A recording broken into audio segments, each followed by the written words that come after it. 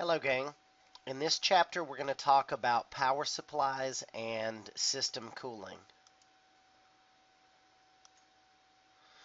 We're going to look at what a power supply does. We're going to discuss the form factors of power supplies and voltages.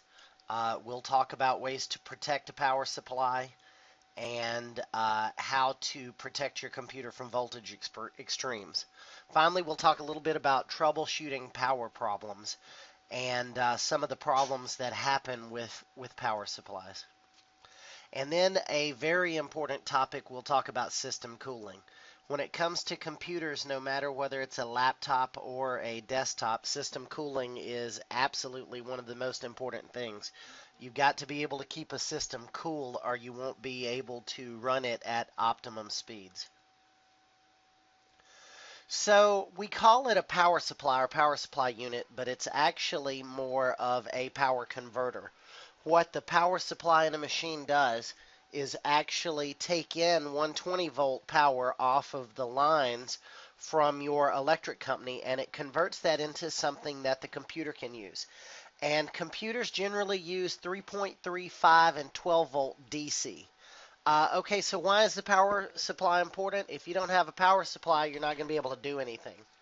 Also, if the power is not consistent, if it's unpredictable, it will cause problems with the machine because it can actually make the hard drive run faster or slower. It can make the fans not speed up to the speed they should run. It can cause all kinds of video problems. That's especially important now because most of us have newer machines that have larger video cards in them that are going to pull extra power to do all of the video processing that we want. And because everything in a computer is kind of finely tuned and electronic, if that power supply doesn't deliver the amount that it's supposed to, if it actually let, say, 120 volt AC come through instead of 12 volt like's needed in some places, you'd have some catastrophic failure. Generally, power supplies are not repairable. It's something that you can check. You can definitely check to see if there's power or not, but you really should not open it. It's easier, safer, and it's usually less expensive just to replace the PSU. Now, I haven't priced power supplies in a couple of months, but the last time I looked, like a 500 or a 750 watt power supply is only about 30 or 40 bucks. So if you really are having trouble with your power supply, it's usually better just to replace the thing.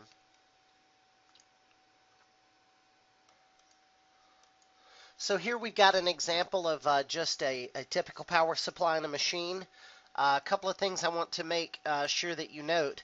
There's an on-off switch on the back of this power supply. Now, not all of them have these, but one thing that happens to a lot of people, especially when they're new at computing, they're having trouble with their computer, it may be that that switch has been flipped, because if you're trying to power it on from the front and it has this switch and it's turned off, you're not going to get anything. Another thing that this one in particular has, if you notice this red below the power strip, or excuse me, below the power switch, this is one of those power supplies that can be used here and in Europe, in North America and in Europe. And what that does is that switch tells it what kind of power is coming in on the line. So you got to make sure that that's set in the North American setting. Not a whole lot of power supplies have those anymore. Most of them are either auto switching now, or they're designed specifically to work in one country or the other. So how much power? The bigger the PSU, generally the more expensive, but the more things that you can provide inside your machine power with. Generally, the prices in PSUs are coming down, so this is one of those areas where I think it's better to get more than you're going to need other than less. Because it's much easier to have too much power and not need it. If you don't have one that's large enough, you're going to have to replace it if you add components. If you overload it, you can get poor performance. It may overheat, and your computer might just spontaneously reboot because not enough power is coming through it. So there is a formula to use to determine what size of a power unit you need in a machine. And the way you do that is add up the wattage of the devices that are attached to your system. Divide it by 0.7 and then round up to the next wattage PSU that's available. Generally, power supply units are in 50 or 100 watts. So in their example, if you add all the devices in your machine up and you get 472, divide 472 by 0.7, you're going to get 674. So rounding that up, to run everything that's in that machine, you need the minimum of a 700 watt power supply. Now, notice though that if you're going to add anything, you better go up a little more, because if you need 674 and you've only bought 700, you don't have a lot of room to wiggle there. If that were the stuff in my machine and I were doing this personally for myself, I'd get at least an 800 watt power supply, which would give me a little bit of room if I want to add an extra hard drive, or say I want to add, maybe I've got a DVD recorder, but I want to add a Blu-ray, something like that.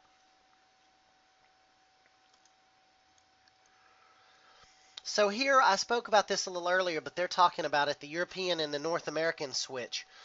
Make sure that it's set properly, either to 115 or 120 versus the other side being European 240. If you set it wrong, it may not come on, but it can cause problems. So make sure you get that set properly. Here they're pointing out the on-off switch as well.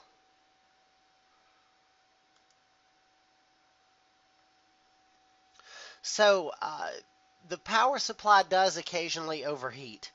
And generally that can be caused by inadequate power supply. The fan can fail. If you block the vents, sometimes they get dirty. That can cause a problem. Or just simply running it in a hot room can cause a problem. They suggest 85 degrees. Anything more than 85 poses a risk. And you need that number for the test. But I'm going to tell you in all honesty, I would lower that number. I don't believe you should run a machine in anything above 76 or 77 degrees. Simply because the more heat that the room has, then the hotter the computer is going to be, and the less capability the fans and the heat sinks and all are going to have to remove that power from, or to remove that heat from the computer. Now, luckily, most power supplies now will have sensors in them, so that if the fan quits, the machine will turn itself off, or the power supply won't power up. But if you're dealing with an old machine, that's something you need to be very, very aware of. Listen and make sure if you start having trouble with heat or whatever, check that fan first and make sure it's running. I'll tell you a personal story. I had a machine, an older one that I was working on just a few months ago, and the power supply was running, but the fan on it just quit. And it actually got so hot that it melted the power cord coming out of the wall going into the power supply and into the computer. I'm extremely lucky that it didn't cause a fire or anything, but the computer wasn't even aware of it until it completely shut down. It just got so hot it melted the cable. So be sure you check those and keep plenty of ventilation all the way around your machine. So laptops generally will have built-in power supplies, or will have a power brick that you can plug into externally, but there won't be a lot of stuff that you'll do to a laptop power supply. Internally, if you have problems with it in a desktop, or if you want to put a larger one in it, you'll need to know some of the different connections that you have. And the A+ exam goes into a couple of these, knowing the names of them. Specifically, make sure you know that the old 4-pin power supply that runs an IDE hard drive, or typically a CD-ROM or a DVD writer, is called a Molex connector. And the power adapter for a floppy drive is called a mini Molex connector. A lot of fans use Molex connectors as well. That typical 4-wire plug, and I've got some pictures here I'll show you of a few of them in just a minute, is called a Molex. And a lot of video cards now need power as well. If you're running a video card that's got some extra GPU and memory and things on it, you may need to plug it into your power supply, and that's done with a 6-pin power cable. Here we got an example of some of the different connectors that you may find on a power supply. And one thing that very much pleases me about the way that most of these are made now, you will see that they have what are sometimes called dummy keys or null keys on them, where they will only plug in one way. For example, if you look at this ATX power supply, there's a little clip on it, so it'll only go in one way. The 20-pin ATX, the primary, I don't know if you can tell from this picture, but some of these are rounded and some of them are square, so they'll only go in one way. On the Molex connector, one end of it is rounded, so your plug is only going to go in one way there as well. In fact, this used to be a question on the A+, so just kind of be aware of it. Almost every cable inside your computer now is going to be keyed. The only cable that I know of remaining that is not keyed that can easily be plugged in upside down is the floppy drive cable.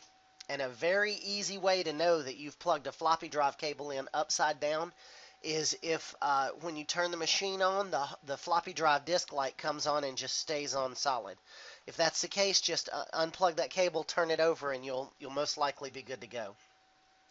These SATA connectors have got a little L on them, so they will only plug in one way as well.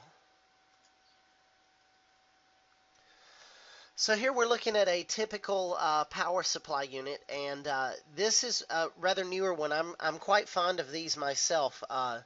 These are what they call modular PSUs. And if you look, all of these connections, you can plug different cables in that will have different connections on the ends.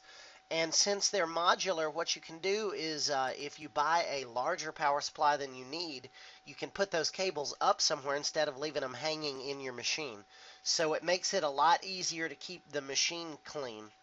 And one primary reason for keeping it clean is not just so that you'll be able to find things later when you're looking for them, but by taking all those wires out of there, you're going to allow more airflow. And more airflow inside of a machine means it's going to stay cooler. So you really want to get as much stuff out of the way as you can. Another reason for that is that fans are moving parts. If you're not careful, you can get one of these cables down in a fan. It'll stop the fan, and that might shut your whole machine down.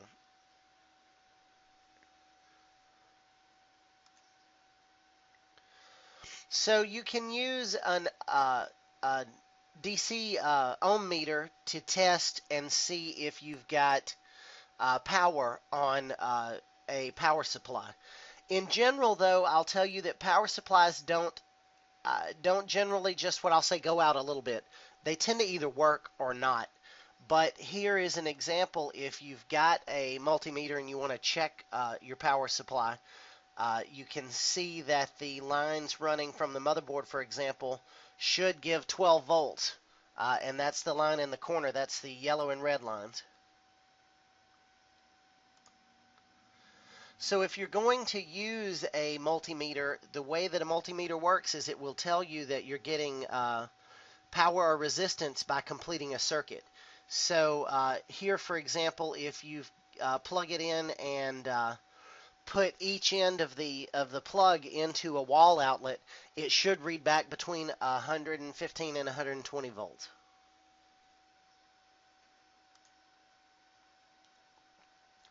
So problems that happen to power supplies.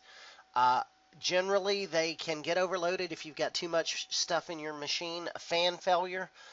Fans are moving parts and they're just prone to failure. There's no way around that. Incorrect voltage can cause some spontaneous rebooting. Intermittent device failure, if you're not getting enough power, this is especially something that occurs on USB devices that need power. If there's not enough in the power supply to power the devices, they'll work sometimes and then sometimes they won't. And then if you hear a loud grinding sound out of your power supply, it's generally a sign that that fan is going to fail. So overheating, if the fan fails, if it's too hot in the room, Dirt and dust, we all live in even, we're in Louisiana, no matter what we do, there's going to be dust. I make it a general rule that anytime I take my machine apart, I just keep a can of air around here and I'll take it outside and just blow it out and get all the dust out of it. Um, Lots of us have these desks that have built-in cubby holes to put a computer in. Myself included, I've got one of those. But you've got to be very careful and make sure there's plenty of room around the computer to get air if you're going to put it in one of those. It's generally a better idea to, quite honestly, not use one of those, or, based on what your setting is, make sure you've got enough room that you can maybe put a little fan in front of or behind of it to have air blow through it.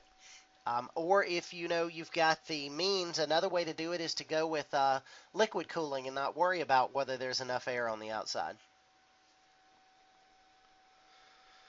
So some of the problems that you can run into with power supplies are not enough voltage, a misconfiguration, temporary short circuits.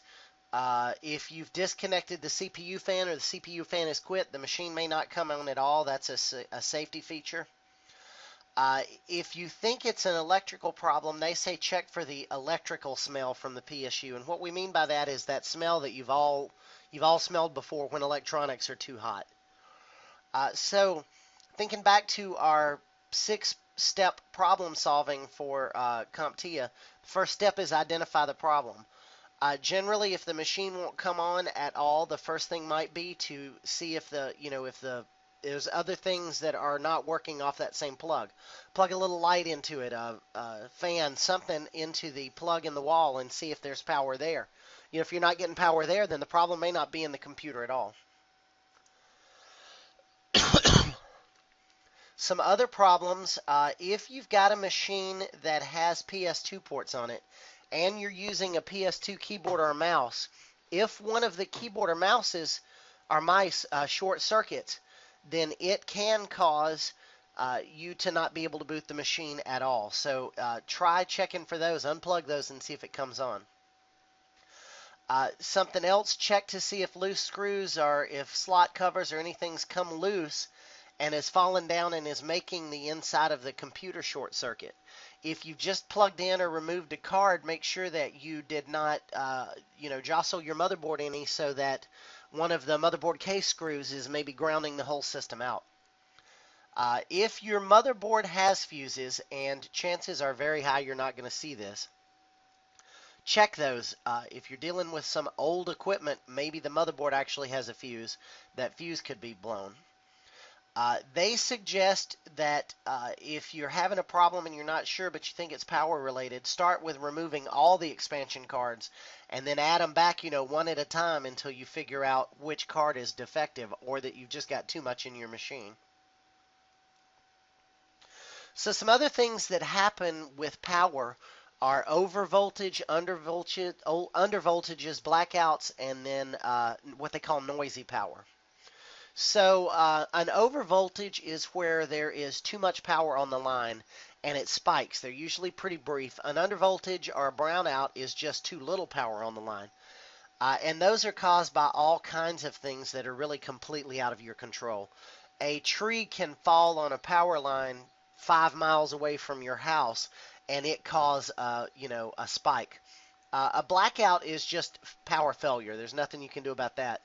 And then noisy power is where there is just not a consistent voltage. And most of those problems can be corrected with battery backups or surge protectors. Or they make a device called a power conditioner, which actually takes power in off the line and cleans it up, if you will. That's why they call it noisy power, to make sure that it's a consistent 115 or 120 coming out. So spikes are very momentarily, but the voltage can be very high for that brief amount of time. Surges can last for a little bit longer. They're usually a lower voltage than a spike, but because they last longer, they're potentially more damaging. If you surge protect your machine, you can protect it for this. Look for a surge protector with a high joule rating. That means the more you've plugged into it, the higher the joule rating that's needed. And also look for one with a fast response time. Lots of surge protectors now, if you buy one that's just a little more expensive but that's electronic graded, they come with warranties where if lightning hits your house and it actually gets through the surge protector, the company that sold you the surge protector will pay to replace your equipment. So they basically come with a type of insurance, if you will. Here is an example of a typical UPS for a home machine. These are usually small. They're not much larger than just regular surge protectors. And something I want to make sure that you're aware of with this one and with a lot of them now, they will have some plugs that are battery backed up and they'll have some that are just surge protected. And the reason for that, they've actually got a picture of a little printer on there. The less you plug in for battery backup, the longer it's going to last. And printers use a lot of voltage and a lot of wattage, so you should not plug a printer into a battery backup unless you know that it's large enough to handle it. So generally, if you get one of these and you've got two monitors and a printer and all kinds of other things, what you might do is just plug plug your printer in up here and then plug your monitor or one monitor and the computer in to the bottom so that you can still see what you're doing long enough to shut it down. Lots of these too are going to have some sort of port on them like USB that plugs into your computer so they can notify your computer that power's been lost and shut it down automatically if you're not there. So there are two types of battery backups, a UPS and an SPS. However, most are just marked as UPS now from a manufacturer. But the difference is that with a UPS, the power always comes from the battery. The charger from the wall keeps the battery supplied. They're heavier and they're more expensive, but they're better because the battery is always going to give out a consistent voltage. This will make your computer last longer, a true UPS. SPSs are cheaper, however, and what they do is they just send power through to you, but if there's a power loss, the battery will take over. Most of these also have surge protectors on them. And again, they say that most SPS units are marked as UPSs. There are lots of different rules you can go into on how big of a UPS you need. And it especially gets tricky if you're doing it for a server room or for multiple servers for a business. And a lot of that, there's really not a standard. I could tell you, hey, make sure you have 20 minutes of power, 30 minutes, whatever. But you really don't know. It's based on the area, how often you lose power, what other power needs the business has or the business can provide. Lots of places, for example, may have a generator, but it may take that generator 2 or 3 minutes to kick on. So in those cases, maybe all you need is a battery that'll last, say, 10 minutes, long enough to keep things running until the generator kicks on, and then you won't have to worry about it. Here they're saying some of those things to look for: run times, network support. A big one that I like is this automatic shutdown. For a server or a desktop, no matter what, if it's got automatic shutdown, you can plug that in via UPS or with some they run through your network equipment. And if you don't tell it not to, the computer, and it realizes the battery level reaches a certain critical point, it can automatically shut down your machines for you instead of them just going off when there's no power. So UPSs are rated in volt amps, and the larger volt amp, the larger the runtime.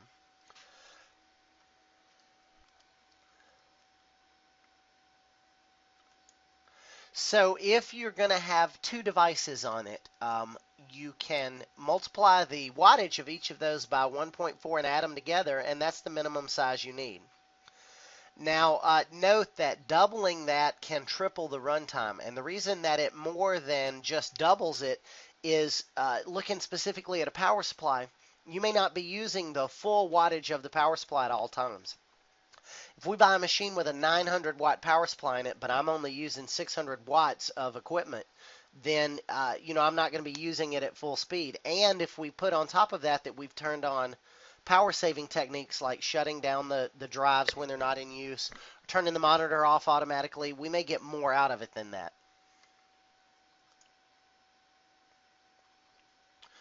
So the last part of this chapter is on cooling. And cooling is very, very important to a system. Overheating is going to cause all kinds of problems. There are two types of cooling to be aware of, active and passive. Active is the use of some sort of powered device like a fan to move heat. Passive is the heat sink that draws heat away. Your CPU is a great example of using these two together.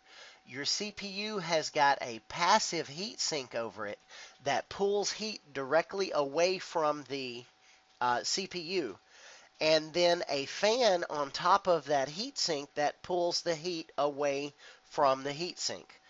The thing about passive is that they don't have moving parts, so they don't fail. Because heat sinks are more effective, they're more useful on devices where more heat is generated. Another type of cooling that's worth mentioning here is liquid cooling. And if you're going to do anything like overclocking your machine, if you're going to run your CPU at faster than it's rated for, I would strongly urge you to look into liquid cooling. Most liquid cooling units now don't actually use water. They either use antifreeze or alcohol, or I've even seen some that use mineral oil. So mineral oil is a great one because not only will it pull heat away, it is not conductive. So if you have a leak in there, you're not going to hurt your machine from mineral oil leaking on it. So here we just got another example, active and passive. We've got passive with the heat sink, and then active in our fan.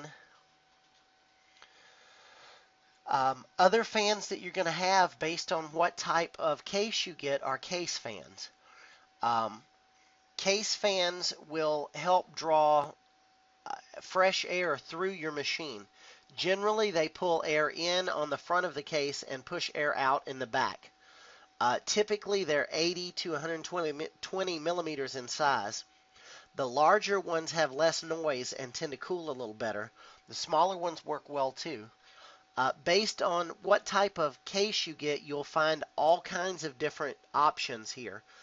My case, for example, at home has got 5 fans in it. 2 in the back, 1 in the front, and then 3 on the side. Actually, I guess I got 6 fans. That will pull air all the way through the machine and keep everything cool. Lots of motherboards now also are designed where you plug the fans into the motherboard as well as in with a Molex connector for power. And they can change the speed of the fan based on how much heat's in the system.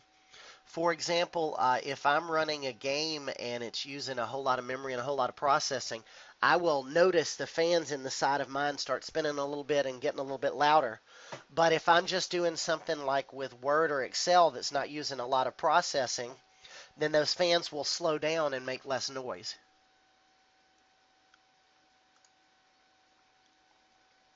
Here they're showing an example of a temperature monitor in a BIOS setting.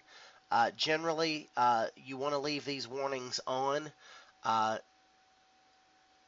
The motherboard will just shut down if it gets over that temperature, and the reason for that is because it's much better just to shut it down than leave it and it actually damage the physical motherboard. So that is a rundown on power and cooling. Thanks for watching.